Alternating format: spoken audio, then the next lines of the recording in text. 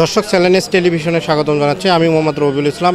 আজকে কিন্তু আমরা দেখাচ্ছি আমের বাজার। সে আমের বাজার বলতে কি রংপুরের জিওপূর্ণ স্বীকৃতিপ্রাপ্ত যে আম, সেটা রংপুরে হাড়িভাঙ্গা আম। সেই আমের কিন্তু মধ্যম সিজন এখন চলতেছে। আম কিন্তু শুরু হয়েছে। আমি আর একটা জিনিস জানিয়ে রাখি যে জুনের কিন্তু প্রথমের দিকে এই আমটি বাজারে আসে, কিন্তু জুন জুলাইয়ের প্রায় মাঝামাঝি সময় কিন্তু এই আমটি শেষ হয়ে যায়। আর এই আমটি এতটা সুস্বাদু এবং এতটা মিষ্টি জাতীয় আম, এই আমটি কিন্তু বেশি পাকলেও ফির খাওয়াটা একটু কষ্টদায়ক হয়ে যায়। সেই হিসেবে এই আমটিতে কিন্তু চাহিদা সারা বাংলাদেশে কিন্তু অনেক আছে। আর এই চাহিদা পূরণের জন্য কিন্তু এই এলাকার আম কিন্তু রংপুরের চাহিদা, রংপুর বিভাগের চাহিদা মেকআপ করে দেশের বিভিন্ন স্থানে যাচ্ছে। এই আমটি রপ্তানি হচ্ছে বলে আমাদেরকে জানিয়েছে। তবে অন্যদিকে একটি জিনিস যদি জানিয়ে রাখি, শুধু এখানকার ট্রান্সফরমার যে বিষয়টা, সেই বিষয়টা যদি আরও একটু দেখভাল হয় বা আরও যদি উন্নত হয়, তাহলে কিন্তু এই এলাকার আম চাষিরা অনেকটা লাভবান হবে। অন্যদিকে যে ব্যবসায়ীরা যারা দূর দূরান্ত থেকে আসে, তাদের কিন্তু যদি এখানে আবাসনের কোনো ব্যবস্থা করা হয়, তাহলে কিন্তু ব্যবসায়ীরা এখানে ভালোভাবে এসে আম ক্রয় করে আমের যে নির্ভরশীল যে 1 মাসের বা 1.5 মাসের যে ব্যবসা,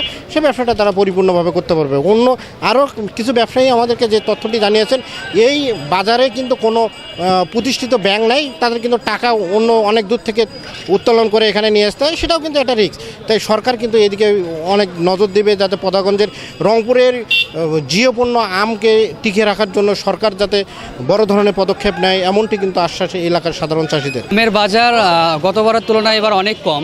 আমরা গতবার যে পরিমাণে বাজার পেয়েছি সন্তুষ্টজনক ছিল, এবার আমের ফলন ভালো, বাট আমরা বাজার পাচ্ছি না।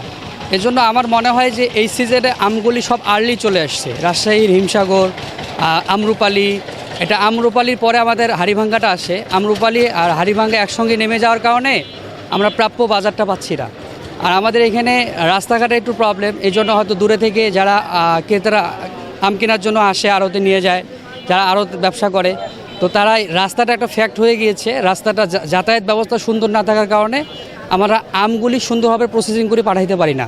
যারা আড়তদার রয়েছে বাংলাদেশের বিভিন্ন জায়গা থেকে আসে, আমরা তারা সন্তুষ্টভাবে আম নিয়ে যেতে পারতেছে না। এটাও একটা বড় ইফেক্ট বাজার কম হওয়ার কারণে।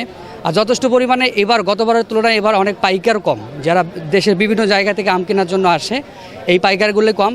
যতটুকু বাজার পাচ্ছি আমরা, এটা হচ্ছে অনলাইনে যারা অনেকে আম পাঠায় উদ্যোক্তা রয়েছে, এরা আম দেওয়ার কারণে বা এদের একটা আমের যে চাহিদা রয়েছে, এই চাহিদার জন্য আমরা এই আমের দামটা পাচ্ছি। মানে এবার গতবারের তুলনায় এবার তুলনামূলক অনেক ক্রেতা কম, এই জন্য আমের সন্তুষ্টজনক বাজার পাচ্ছি না আমরা। যদি একটা হিমাগার হইতো, তাহলে কৃষকেরা হিমাগারের রেট কম, হিমাগারের আম রাখতো, পরবর্তীতে বেচালেই আমরা মূল্য ভালো পাইতো এবং কৃষকরা লাভজনক হইতো আর কি।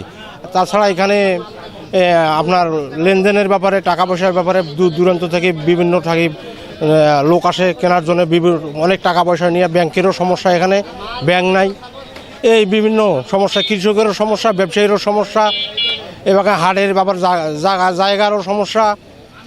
আম ওই যে রাস্তার মধ্যে আম বিক্রি করা হচ্ছে, হাটে জায়গা নাই আম বিক্রি করার মতো, বিভিন্ন সমস্যা আর কি। যাই হোক, কি এবারে আর কি তুলনামূলকভাবে গতবারের থেকে প্রায় আমের মূল্য অনেক কম। গতবার আম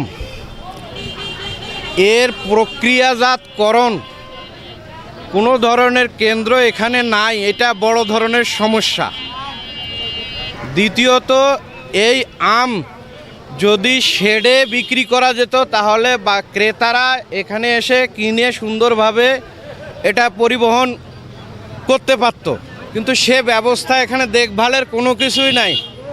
আমরা কৃষকরা দিন দিন এই আমের পিছনে শ্রম দিয়ে আমটাকে সুন্দর করে তুলতেছি, দেশের জিআই পণ্যটাকে আমরা দেশের জন্য কাজ করে যাচ্ছি, কিন্তু এর মূল্যমান পাচ্ছি না। আমরা খুবই অসহায়। এজন্য কর্তৃপক্ষের কোনো ধরনের এখানে দৃষ্টি নেই। এই পদাগঞ্জ হাটে কোটি কোটি টাকার এই হাড়িভাঙ্গা আমের বিজনেস, অথচ এখানে নেই কোনো শেড, নেই কোনো প্রক্রিয়াজাত কেন্দ্র, নেই কোনো ফ্যাক্টরি এই আমের জন্য। বাংলাদেশ কি পারে না এটা রপ্তানিযোগ্য আমটাকে ডেভেলপমেন্ট করে এই জায়গাটাকে কর্মসংস্থান সৃষ্টি করে কৃষকদের অনেক কাজে নিতে পারে না? পারে, কিন্তু কেউ নেই, দেখার জন্য কেউ নেই। বাংলাদেশের উন্নয়নের জন্য, কৃষকদের জন্য কেউ নেই। কৃষি হিমাগারের জন্য কৃষি সম্প্রসারণ অধিদপ্তরের কাছে কতবার আমরা এভাবে বলছি, কিন্তু কোনো কর্ণপাত নাই, দৃষ্টিগোচর নাই, দায়িত্বশীল ভূমিকা নাই।